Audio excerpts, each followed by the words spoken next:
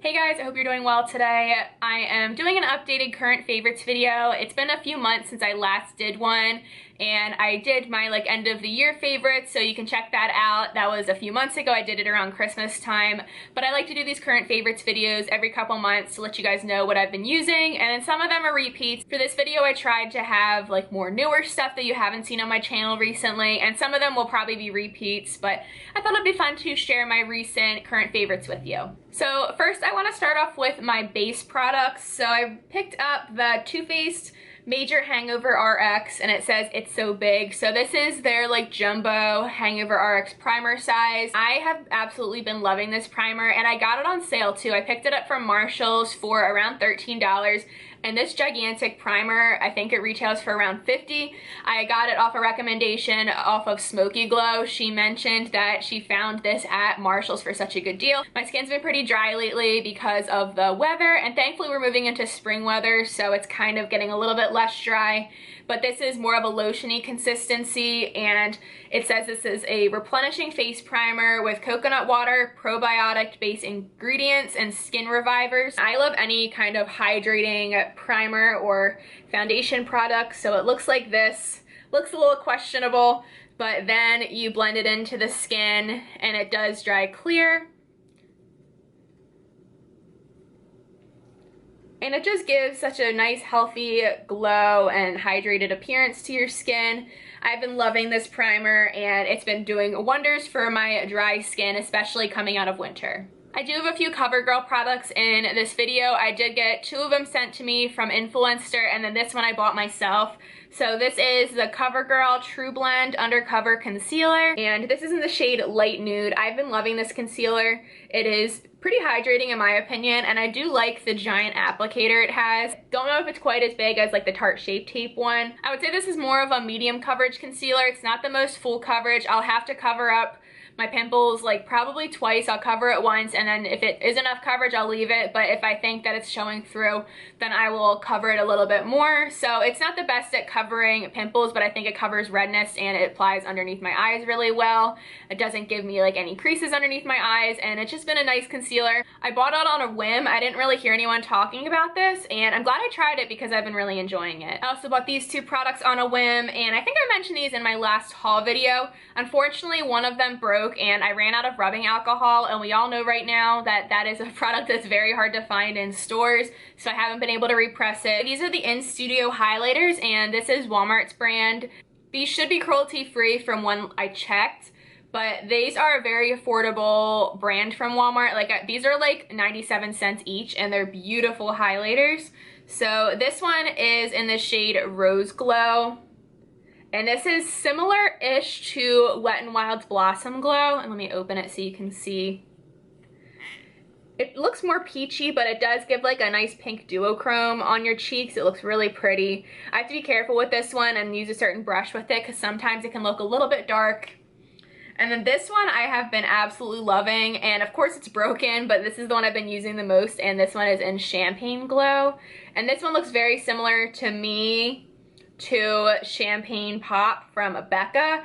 Here are what the highlighters look like. So this one is Champagne Glow right here, which as you can see, it's more on the golden side. They are both super reflective. And then this one is the Rose Glow one. Sorry, the camera is kind of washing it out a little bit. And then this one right here is the Rosy Glow. They're both really beautiful highlighters, and they only retail for under $1, so they're worth trying in my opinion. I've been really enjoying them, and like I said, my favorite one has been the Champagne Glow one. And now moving on to some eye products, I have really been liking the Covergirl Easy Breezy Brow Draw and Fill Brow Pencil. And this is one of the Covergirl products that got sent to me from Influencer. And this is in the shade Honey Brown. This brow pencil is more similar to the Anastasia Brow Definer. So it does have that square tip, and it's rounded because I have been using it. But I have pretty full eyebrows. I don't need to do a lot to them to get them to be filled in. They're pretty full to begin with, and of course I would like to make the shape better, but I'm not the best at brows. I've been trying. Brows are hard for me, even though I have decently full brows. But this has been really nice just to slap in my brows. It does have more of a harder formula, which I prefer in a brow pencil. And here's the color. So it is right in between like an ashy brown and a more golden brown. And I think it suits my eyebrows really nicely. I've been getting more into brow pencils in the last year. I currently have powder in my brows today with powders from my Panette palette, and I actually like the look of the powders better than the brow pencil, but I thought I would throw it in this current favorites video because I was using this for months. If you guys have been with me for a while and watched a ton of my videos, you would know that I love my Profusion Metallics eyeshadow palette. So I recently picked up the Profusion Mauves palette, and here's what mine looks like. It's really pretty, and this retails for less than $5, so I've been wanting to try another Profusion palette for a while, and this one definitely caught my eye just because I love the tones in it. So it looks like this.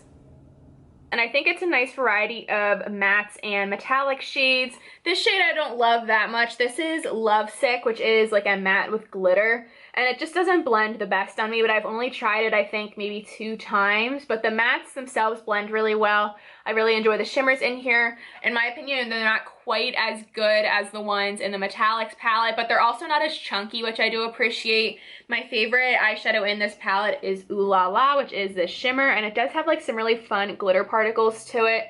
And my favorite matte in the palette is Lovely. I just love a good pinky mauve. I do have Lovely, the pinky matte, mixed in my crease today with a bunch of other matte shadows from other palettes, but I think it is a really nice transition shade if you want to go with a more mauve toned or pink toned look. I did swatch out a few of the shades, so here's a matte right here, 2 of the shimmers, and then another matte. And the mattes are a little bit powdery. I don't think the mattes have a ton of like fallout on the face, but if I'm like swatching them, it is kind of like chunky to pick up. I still think this is a really good palette, and they blend really well. The shimmers are very pigmented. It's only like less than $5, so if you're interested in trying a more mauve toned palette but don't feel like spending a lot, if you think you have all those colors already, if you're interested in trying a different formula and one that's good and affordable, the Profusion one sounds right up your alley. Another eyeshadow that I have been loving has been my Colourpop Supershock shadow in the shade Ladybird.